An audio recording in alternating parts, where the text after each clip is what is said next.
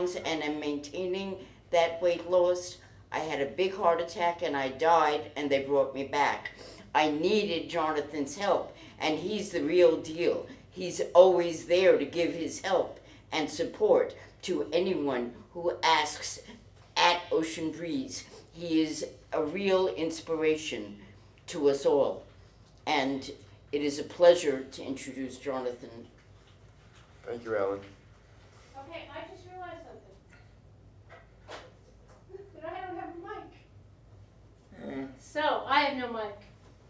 Okay, so my apologies. That was a great introduction.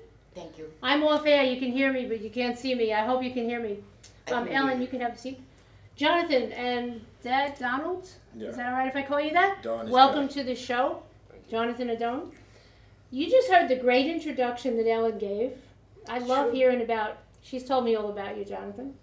So, I don't know what questions you want me to ask or what I can ask, but I'm going to throw out a few questions. If you feel uncomfortable with anything, you don't have to answer. So, what I'd like to know is, what happened to you? Just briefly. And then you can tell me how you're helping people now after what happened to you. Maybe you could tell your story a little bit. How did it start? I was playing college football.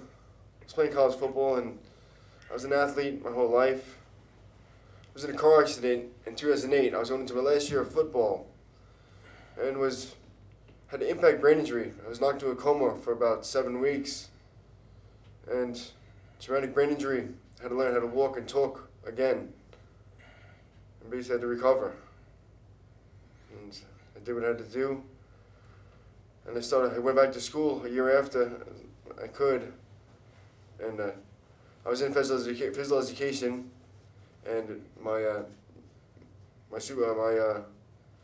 of the people there told me to go to recreation because physical education was too demanding at the time.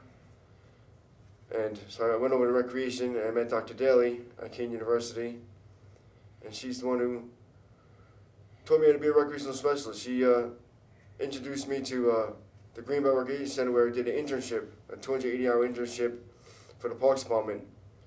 So, Jonathan, I have a question. If it seems like I'm not remembering things, I don't remember much. So, if it's something you said to me, and sorry for repeating, I know you were in a coma for 30 days? Was 7 it 30 weeks. days? 7 weeks? Yes. Okay.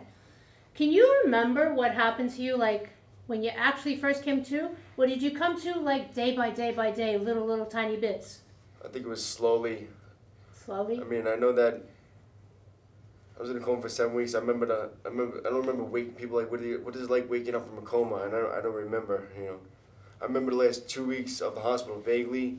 I was in the hospital for 3 months and a week, in a coma for 7 weeks.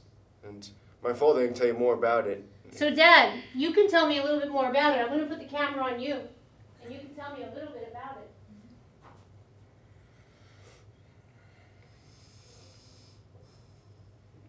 Well, I could fill in some blanks prior to that, because I think the story really starts long before when John picked it up.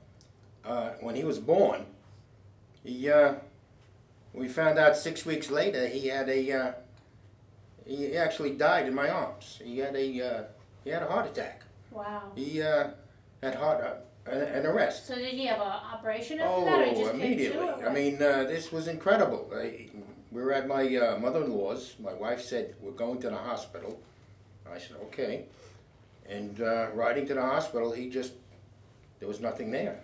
Wow. I mean, I leaned over and I actually smacked him in the face. And he perked up a little bit, zoomed back to the hospital, and they said, "Get him up to Mount Sinai immediately."